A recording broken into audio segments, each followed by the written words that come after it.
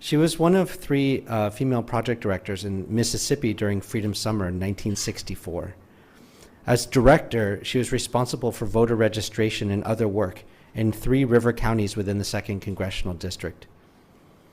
At a later point, she headed state operations out of Jackson, Mississippi, after which she handled regional administrative work at SNCC headquarters in Atlanta, Georgia. Eventually, government interference and a split around a recommendation around Palestine brought about the collapse of the organization, and she ended up in New York City. Since that time, she has pioneered in domestic violence abuse. She worked at Rivers Island and the Brooklyn House of Detention. She helped build St. Margaret's House for Trinity Church. She was able to abort scientific experimentation on a child. She worked in reviving landlord abandoned housing. She tried to save a church, and she also worked in a community garden. She's a member of our board of trustees here, and she chairs 2 committees. One of them is Lucy's Children, which is named after one of mankind's oldest fossilized remains. And she established it and dedicated it to the study of Black life in America and selected people's history and events from around the world. She spends a great deal of time doing historical research as a recognized autodidact in Black and American history. She and her cat live in Brooklyn. And it's, I get to work with Muriel on the board here, and all of these accomplishments are just not, they don't really describe what it's like to be a friend of Muriel's. Muriel is relentless. She has an incredible light towards truth. She doesn't take half-assed solutions and accept that. She's just has a standard that she holds everyone around her up to that raises everyone around her. And I'm just so glad to be in a community, and I'm just so appreciative of you, Muriel. Thank you.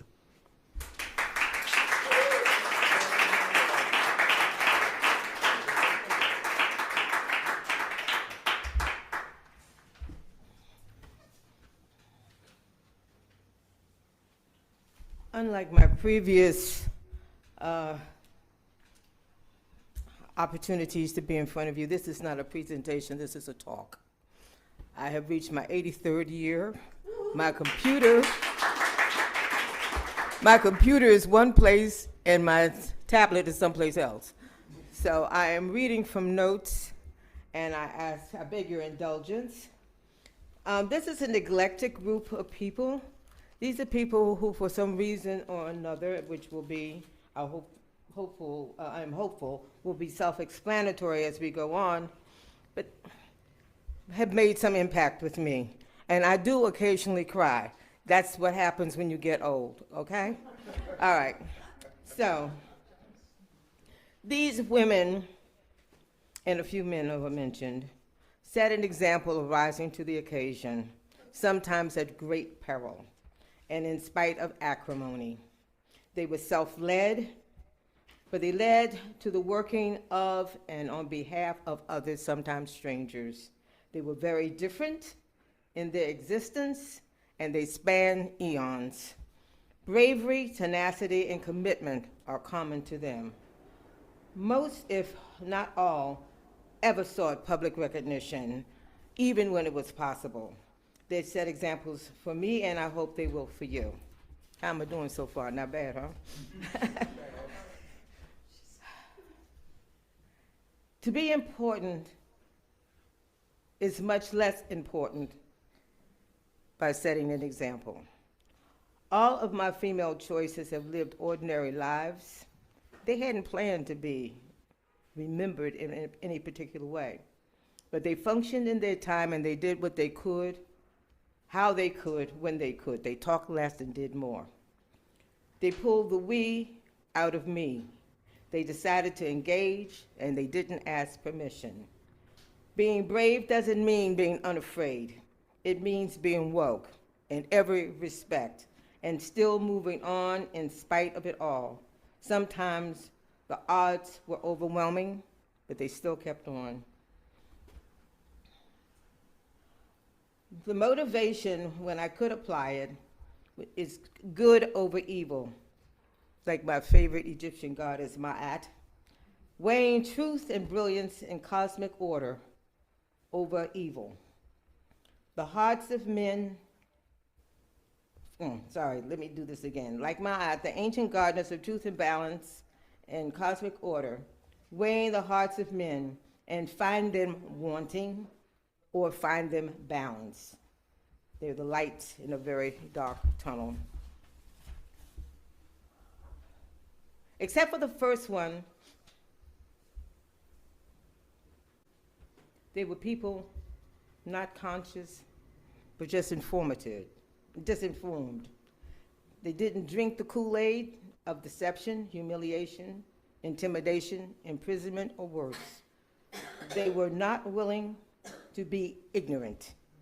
They recognized the odds and they still moved. Dominance creates toxicity, and they saw it in their male counterparts and in society at large.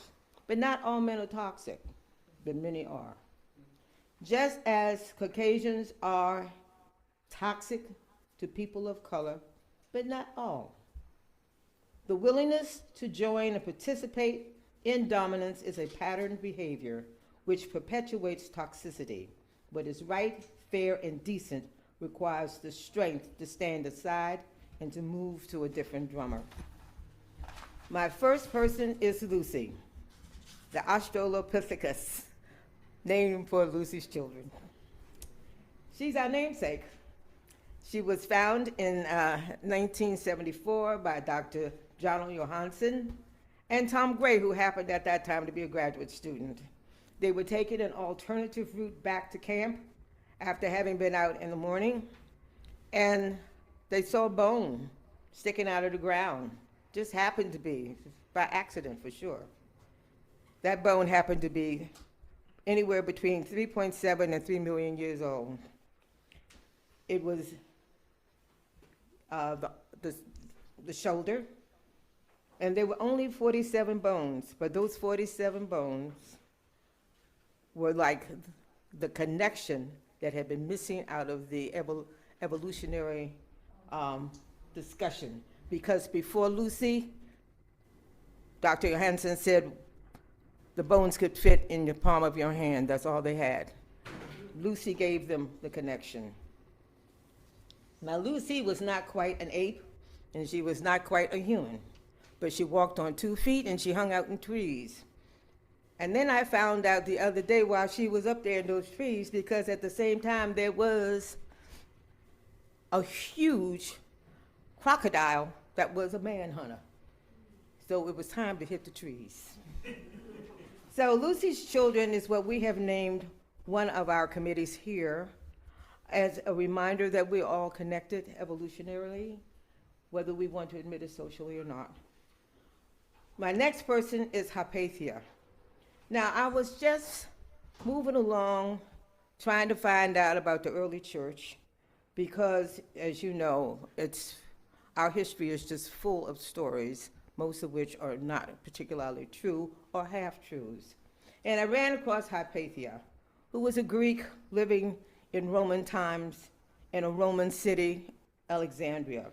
She and her father were very well respected as brilliant intellectuals, but they were also Greek, and they were called Neoplatonists, which was counter to the prevailing Roman sentiment at the time. And she got caught up in the struggle between those who called themselves Christians but really acting like heathens, and those who called themselves Roman and were also acting like heathens, okay?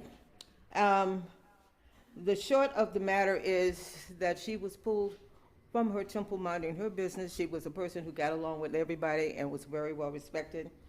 And she faced a tremendous, torturous death. But Hypatia comes down to us as a person who was an idealist, a person who recognized working with different people and understanding and appreciating their gifts. She reminds me of one of my favorite Egyptians, Akhenaten, who believed in one source as the beginner and giver of life.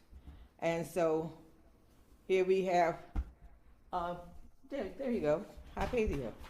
Okay, I just want to, before I leave, I want you to know that she was a recognized mathematician, probably the greatest of the time, and she was an astronomer and a philosopher.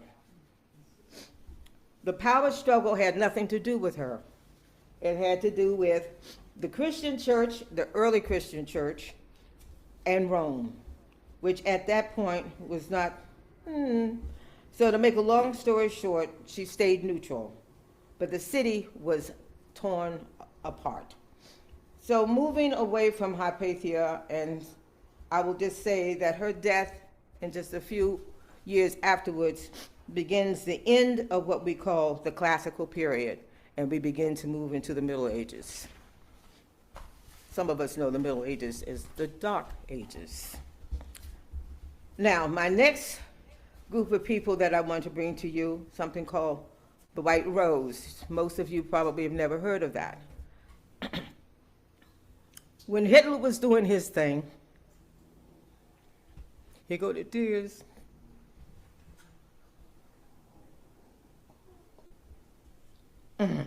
A group of college students at the university got together and said, we got to do something about this. Long story short, the White Rose was established in 1942 by students at the University of Munich, LMU, which was a highly respected research institution that was founded in 1472, so it had been around a long time. Now, Sophie and her brother Schul, Hans Schul, were very close, and Hans had been a medical student and had witnessed what the Germans had done in Poland and Russia. He saw what was going on with regard to the Jews. An operation, as you will know, Barbarossa, started on Sunday, June the 22nd, 1941, by SS troops. When he came back to Germany, he was insistent that they could not be silent. Now, as you probably also know, that the SS was most powerful and in charge of all the Gestapo operations, probably by that time.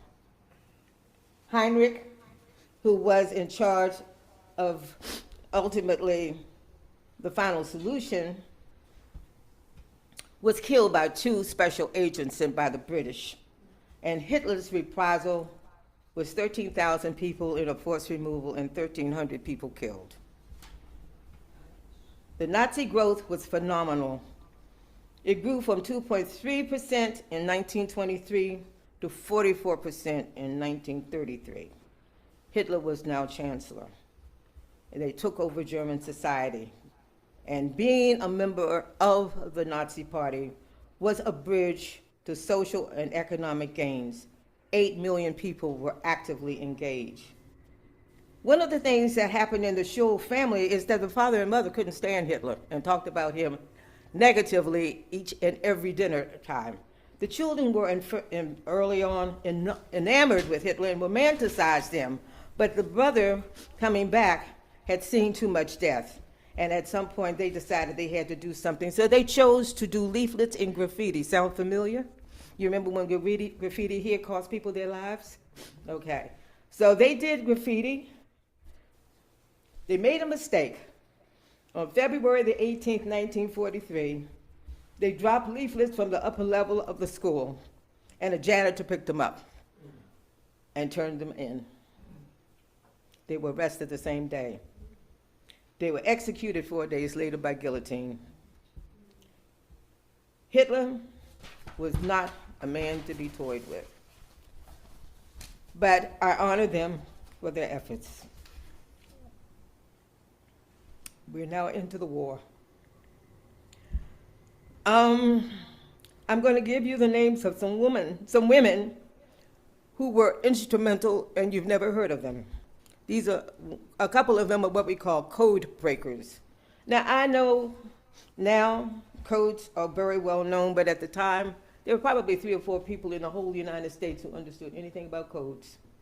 And one of them was a woman by the name of Elizabeth Smart Friedland, who actually stumbled on code breaking quite by accident. She was hired by a multimillionaire who was convinced that Shakespeare had encrypted messages in his plays and hired her. And so she spent a couple of years actually proving that no, Shakespeare did not do that.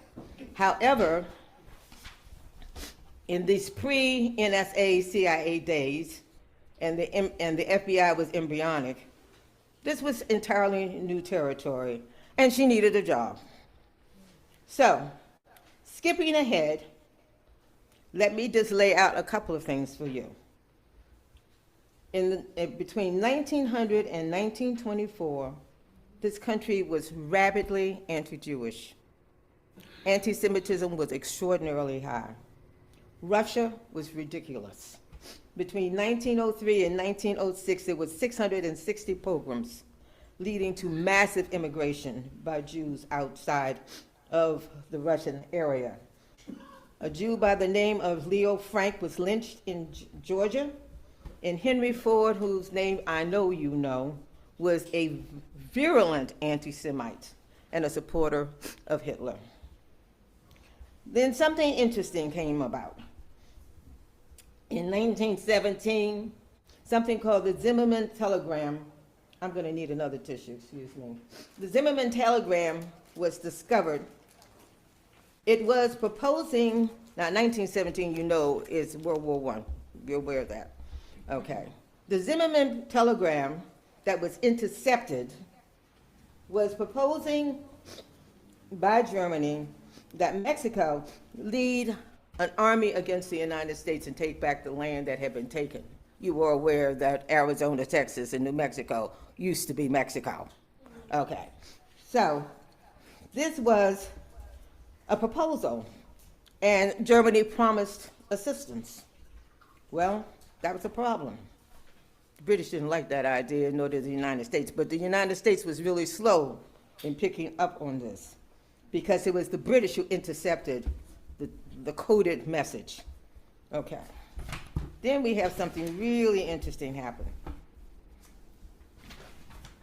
Because in 1917, Scotland Yard showed up at Miss Friedland's door. She didn't know who they were and why. Goes to show you people are always looking, right? Showed up at her door and said, "We need you." She basically said, "For what?" "We need you to break the code." She didn't know what they were talking about, but she was willing to try it. They brought a trunk load of messages, and she broke every message. Okay. But, I should say, and she worked with her husband, but oftentimes she worked by herself. To make a long story short, the code broke the development of Nazism in South America. It broke the code of Nazism in Mexico. These were areas that Hitler wanted to pull in, not Hitler at the time, but 1917, almost the same crew, just the preamble, okay, wanted to come in on the German side. The point that I am trying to make is that she got her expertise in breaking those codes, okay? And after a while, then her husband got into it. They broke some other codes. There was a Hebron code. There was something called the Cairo machine code. But this is very interesting. You've heard about the Enigma code. That was one that was very difficult to break. Did you know the Enigma code was developed here? It was on the open market. The Americans didn't want to buy the code, but the Germans bought it and declared exclusive rights. And it took them to the end of the war to break the code. Okay. Make a long story short, she was part of the group that broke the code. You know, I'll just add a couple of other things that she did. In the period of working with regard to military things, she also broke the code. Remember Huey Long, who used to be the corrupt governor of Louisiana? Well, he had coded messages too, because he had regular, what can I say? He was stealing money, wholesale. She broke his code, okay? She broke the codes that were used in Prohibition and resulted in over 650 criminal prosecutions, This is big business, okay? And guess who thought a lot of her? They gave her no credit. J. Edgar Hoover. Sound familiar? Okay. Now, she worked for the Coast Guard, the Army, and the Navy, breaking complex ciphers. She saved the Queen Mary from being bombed, okay? And she intercepted key Nazi leaders in World War II in South America. I want to just give you some idea of the value of breaking the ciphers. The United States, between January and June 1942, lost more tonnage at sea than they had in the previous 2.5 years. The losses by U-boats were 15 million tons, Allied merchant ships 13 million tons, naval vessels 175, merchant seamen lost 30,248, Royal Navy casualties 73,642. Elizabeth Smith Friedman, the mother of cryptology. Now, people are going to ask, were there black code breakers? Yes, there were. But this was a rigidly segregated operation. And I would like to mention, but I did not get a chance to investigate, Arlington Hall was where the black code workers worked. And names William Coffey, Annie Briggs, Ethel Just, among others, were black code breakers. And on another day and another time, we'll talk about their work. Now, this is one of my favorite people, Virginia Hall. They call her the limping lady. By accident, she has shot her leg. She's a rich girl. She had shot her leg. She had a prosthesis. Okay. She applied during the war to American military people and said, I would like to work in the war. And they looked at her leg and said, oh, no, no. So she went to the French. And they said, fine, come here. She started working originally with the Brits. She worked with the Free French and the Brits worked together. Okay. She was an ambulance driver. Then she was assigned to something called Office of Strategic Operations Executive and the OSS, Office of Strategic Services. She went into clandestine services and worked behind enemy lines. She operated radios, blew up targeted locations, helped local partisans avoid Nazi networks. She created networks. She hid Allied pilots and people on the run, established escape routes. She was crazy. She was absolutely wild. Limping all the way. They call her the limping lady. Klaus Bobby said, if I ever get my hands on that Canadian bitch, because that's how he felt about her. Okay, but she wasn't Canadian. She was American. There was a find and destroy mandate for her. And she was still limping, walking around right under their noses. Mistress of disguises. She used to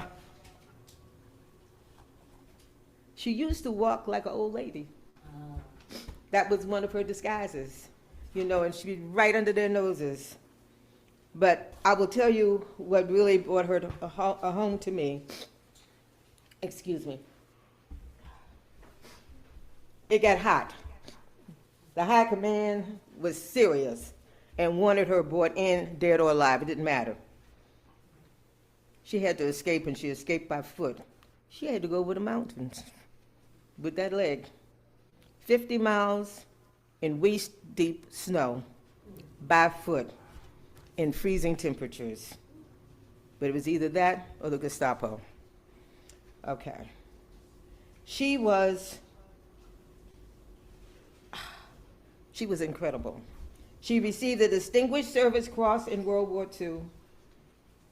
And then there are others. I'm going to mention Christine Granville, 2 times crazier. She was a Polish countess, but in the apparently loss of money in the 20s, her people lost their money and they lost the estate and all of that. And so she left from where she was. Her name was actually Christiana Starbeck. She changed her name to Christine Granville later on in the day. Her mother was, on her mother's side, it was a Jewish banking family. She was very good looking. Okay. Her husband, she got married. She lived in Ethiopia. Then Hitler came into Poland in 1939. She and her husband sailed for England, where she offered her services to the Brit. There was little interest. That was in October. Okay. Then she was introduced to the secret intelligence service, and she became an agent. She was in Hungary in December 21, 1936, before it was invaded. She was an avid skier and actually skied across the mountains to talk to her mother about leaving, because she knew while Hitler had presence, he had not invaded Hungary, and she was trying to get her mother to come, and her mother refused to come, and later her mother disappeared. She organized couriers and smuggled material. Okay. MI6, you know, the British, asked her to surveil Romania and German river traffic. She is credited with providing intelligence on the oil transport of Germany from Romania's Ploiești oil fields. Excuse my bad Romanian pronunciation. She had many close encounters with the Gestapo. But this is the one that was very interesting. On the chase, she went to the British embassy in Hungary and pleaded for assistance. She was put in the back of the car, and they just drove. They just drove away. She got into Yugoslavia. You will remember Yugoslavia in those days was a place that had possibilities, okay? Then she went from Yugoslavia to Bulgaria, still in the car, but this time not in the trunk, okay? She was still running from the Nazis. She changed her name along the way. She was handed in Bulgaria a set of microfilm which indicated a buildup along the Russian lines, and that microfilm got to Churchill. That was the beginning notification of the invasion of Russia. So, Stalin can't say he didn't know. Yes, he did. Okay. The Nazis invaded June 1941. Okay. Now, Granville and her husband left Bulgaria, went to Istanbul, went to Syria, Lebanon, sounds familiar, okay, and ended up, let me say this, Syria and Lebanon were under Vichy French. The Vichy, you know, France split, and the southern part of France became Vichy France, which was Nazified France, and connected it to Spain, except Spain was saying it was neutral, and to make a long story short, it was important for agents to move into areas where they had some mobility. And she went to a place that I thought was very interesting, and at another time I'll look at this, called mandatory Palestine. I had never seen that expression before. Okay, and then she ended up in Egypt. Okay, now Polish intelligence was very hands-off about her because they weren't sure where she was bouncing from. She's talking to this group, she's talking to that group, and everybody is watching everybody. Okay, to make a long story short, she and her husband were put on a very thin rope with regard, not physical, but political rope, with regard to whether they were going to be useful in clandestine services. SOE recognized this error. Yes, she would be not only useful, she would be essential. She became a trainer for the newbies who were going to work behind enemy lines. And she wanted to go back to Poland. She was Polish. She spoke Polish. The Poles in exile didn't want anything to do with her. They didn't trust her. So she was parachuted into France. She was going to be in the war. Okay. It was important for the resupply of beginning to move into Italy. You know, the Allies couldn't get a foothold in Europe. You recognize that. Hitler had the whole map. In order to get into Italy, they had to make some arrangements. And the place of launch was Algiers, Algeria, which at that point was part of the French colonial possessions. Okay. I have on June 6th and 7th in the night, because they can't tell which date she went in, she parachuted into Vichy, France. And her job was to subvert the Polish conscripts that had been in the German army. She was going to get them to desert. And she worked on that. And she was very influential. How am I doing? Oh, I'm out of time. Okay. A very important leader in the resistance was a man by the name of Camero, and I'm going to skip ahead. He and his fellow fighters ended up getting arrested and were due for execution. This girl was so ballsy. First of all, they moved them to a prison about 50 miles away. So she cycled to the prison because nobody else wanted to go, because they knew that was a stronghold. She went anyway. She went around the prison and was singing this song. You know that song, Frankie and Johnny? Yeah. She was singing Frankie and Johnny. And the guy inside, that used to be their song. They weren't lovers, but their song, he answered. So she knew he was there. You know what that crazy boy did? She went right in and talked to the commandant. She told them, you know you're losing the war. You're going to have to make some kind of arrangement. Don't you hear a hair on their head? Okay? I will protect you.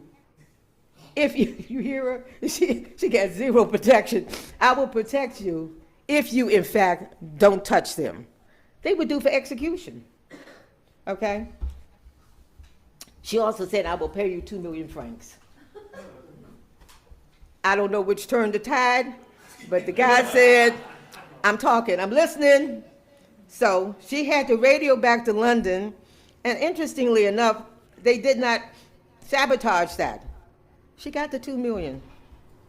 She met the guy 2 days later. They held off on the execution. 2 days later, now mind you, the guys who were due for execution thought they were definitely getting ready to go. They dressed them in SS uniforms, put them in a car, took them to the outskirts. The man got his $2 million, and she got her boys, and they were on. That took a lot of, because you know what, as it occurred to her later, she could have been killed. The guy, who was gonna save her? She's in there talking all this bad stuff with the Gestapo. No backup. So this was like fantastic. Now she received the Office of the British Empire and the French Croix de Guerre, and finally the Polish government reconciled with her, Polish government in exile reconciled with her. I'm just going to run through, oh boy, Nancy Wake. I got 2 more, and then I'm going to just stop because I'm way over time. Nancy Wake was a New Zealander. She was called the White Mouse. They couldn't find her. You know, she was everywhere. And she was really in charge of reconnaissance. You know, her initial drop was really rather interesting because she ended up in a tree. Somebody had to cut her out of the tree so she could get on the ground to do her work. To make a long story short, the Marquis was not interested in working with a female. Well, you know what she told him? I bring the money, I bring the machines. You don't want to work with me? You're on your own. Now, mind you, she's on her own, okay? Goes to show you bluff sometimes works very well. In any case, she developed a network of 7,500 people. and they worked behind the scenes, getting ready for the invasion through southern France, moving towards D-Day. To make a long story short, I'm going to skip ahead because you can see that she was a bad broad and somebody to be paying attention to. But this is the one person that I really wanted to talk to you about, and her name is Josephine Baker. Now, I have to admit, I don't know why my nose is running because I'm not crying, but it must be a cold. Okay, Josephine Baker, I came late to her because I thought she was silly. You know, all I saw was the banana dress and her breasts hanging out and all of this. Lord, little did I know. While she was doing all this dancing and stuff, she was able to travel in the highest circles of both Germany, the Japanese, the Italians, and she could charm the yellow off a banana. And she was very glamorous. I mean, we saw her with the bananas and stuff like that, but she was a very glamorous woman. At one point, they said that she had over 1,000 proposals. That may have been an overstatement, but the point of the matter is that she was courted, and people loved her. She was considered the toast of Paris. She couldn't get a foothold in the United States, but they loved her. And because she was considered a grand glamour puss, she got to see a lot of stuff. While girlfriend was charming him, she was looking. She was reporting. She was a major courier directly to the Gulf. I was shocked. Shocked. You hear me? And her house was a place where she hid Jews and everybody else on the run. At one point, the Gestapo was in her front room, and she was giving them tea and cookies and talking trash. I think she drove that man into boredom before they could have a search of her house. The point of the matter is, however, that she knew it was time to go. And so she had a handler who actually was the head of counterintelligence for the French. They switched roles. He was her secretary, okay, as opposed to, you got the drift, okay. And they had to move. They were essential to the operations in London. And to make a long story short, they said her sheet music had, and they do this in prison too, you know, code. You have to put it under a light in order to see it. I forget what they call it. She had stuff, I don't know how she could get them in the bananas, but she had stuff in them little bananas, in them stockings, in her shoes. I mean, she was a trip. If they had just stripped her, they would have had enough to kill her, okay? But they never caught her, never caught her. And she traveled widely, reported on everything she saw, harbors, airports, troop movements, the whole 9 yards. I didn't think this woman was that smart. It goes to show you. Can't judge a book by the cover. There you go.